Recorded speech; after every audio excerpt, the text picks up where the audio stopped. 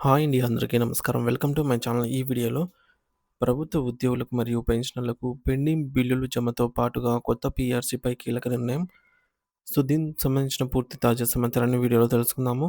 Video అయితే ఎక్కడ కానీ స్కిప్ చేయకుండా ఎండ్ వరకు చూస్తే ఎండప్పుడు ఇన్ఫర్మేషన్ పూర్తిగా అర్థమవుతుంది. అలాగే వీడియో చూస్తున్న ప్రతి ఒక్కరు వీడియోకి లైక్ చేయండి ఫ్రెండ్స్.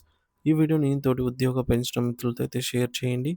కొత్తగా మన ఛానల్ చూస్తున్న వారు ఇంకా ఎవరైనా సబ్స్క్రైబ్ చేసుకోకపోతే వెంటనే మన ఛానల్‌ని సబ్స్క్రైబ్ చేసుకోండి. సో, దీని ద్వారా నేను చేసే లేటెస్ట్ వీడియోస్ అన్నీ మీ వరకు రీచ్ అవుతాయి. ఇక ఆలస్యం చేయకుండా వివరాల్లోకైతే వెళ్ళిపోదాము.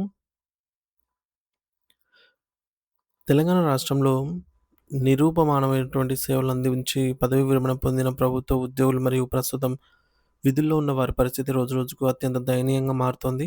రాష్ట్ర ప్రభుత్వం నుంచి రావాల్సిన పెండింగ్ బకాయిల చెల్లింపు విషయంలో జరుగుతున్న జాప్యం వల్ల వేలాది మంది పెన్షనర్లు ఆర్థికంగా కృంగిపోతున్నారు.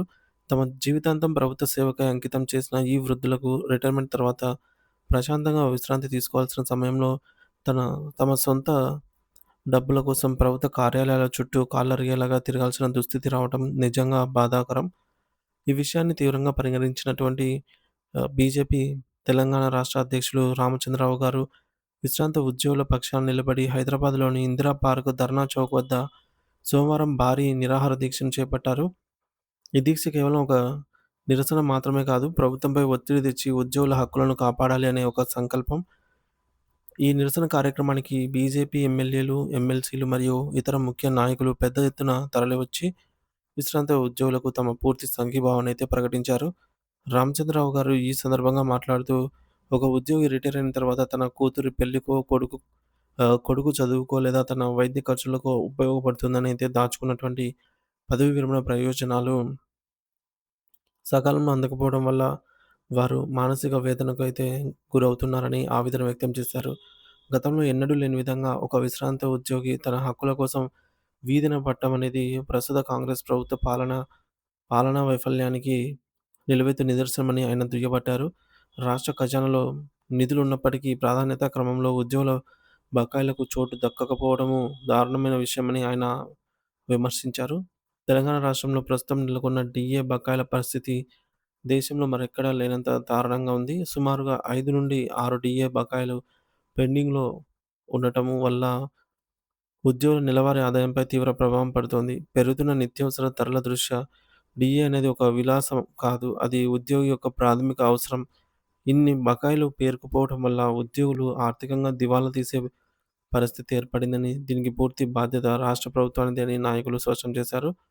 ప్రభుత్వం అనుసరిస్తున్న నిర్లక్ష్య ధోరణి వల్ల కేవలం ఉద్యోగులే కాకుండా వారిపై ఆధారపడిన కుటుంబ సభ్యులు కూడా ఆహ్, పస్తులుండాల్సినటువంటి పరిస్థితులు తలెత్తుతున్నాయి. కేవలం డీఎల్ మాత్రమే కాకుండా తెలంగాణ రాష్ట్రం ఏర్పడిన తర్వాత అమల్లోకి రావాల్సిన రెండో పీఆర్సీ విషయంలో కూడా అటకెక్కింది. పీఆర్సీ ద్వారా పెరగాల్సిన కొత్త పే స్కేల్స్ ఇంకా అమలు కాకపోవడం వల్ల ఉద్యోగులకు రావాల్సిన జీతాల పెంపు ఆగిపోయింది. ప్రభుత్వం తక్షణమే స్పందించి పీఆర్సీ కమిటీ నివేదికను అమలు చేయాలని, కొత్త జీతాల పద్ధతిని వెంటనే ప్రకటించాలని ఉద్యోగ సంఘాలు డిమాండ్ చేస్తున్నాయి. ప్రతి నెలా ప్రభుత్వం పెండింగ్ బిల్లుల కోసం సుమారు రూ. 700 కోట్ల విడుదల చేస్తున్నట్టు చెప్తున్నా, అది సముద్రంలో కాకిరెట్టలాగా మారిపోతుంది. పెండింగ్‌లో ఉన్న వేల కోట్ల బకాయిలను తీర్చడానికి 700 కోట్లు ఏమాత్రం సరిపోవని, ఈ కేటాయింపులను కనీసం 2 లేదా 3 రెట్లు పెంచాలని వారు కోరుతున్నారు. విశ్రాంత ఉద్యోగుల ఆరోగ్య అవసరాలు కూడా ఈ పెండింగ్ బకాయిల వల్ల తీవ్రంగా దెబ్బతింటున్నాయి. వృద్ధాప్యంలో వచ్చే అనారోగ్య సమస్యలకు చికిత్స చేయించుకోవడానికి చేతిలో డబ్బులు లేక, ప్రభుత్వం ఇవ్వాల్సిన రిటైర్మెంట్ బెనిఫిట్స్ అందక చాలామంది పెన్షనర్స్ నరకయాతన అనుభవిస్తున్నారు. ప్రభుత్వం ఇప్పటికైనా కళ్ళు తెరిచి కేవలం హామీలతో కాలం గడపకుండా పెండింగ్‌లో ఉన్న అన్ని బకాయిలను చెల్లించడానికి ఒక స్పష్టమైన రోడ్ మ్యాప్‌ను ప్రకటించాలని బీజేపీ నేతలు హెచ్చరించారు. ఈ సమస్య పరిష్కారం అయ్యే వరకు, ఉద్యోగులకు న్యాయం జరిగే వరకు తాము శ్రమించబోమని, అవసరమైతే పోరాటాన్ని మరింత ఉధృతం చేస్తామని వారు స్పష్టం చేశారు. ప్రభుత్వం వెంటనే ఆర్థిక శాఖ అధికారులతో సమావేశమై నిధుల విడుదలకు ఉత్తర్వులు జారీ చేయాలని రాష్ట్ర వ్యాప్తంగా ఉన్న లక్షలాది మంది ఉద్యోగులు మరియు పెన్షనర్లు వెయ్యి కళ్ళతో అయితే ఎదురు చూస్తూ ఉన్నారు.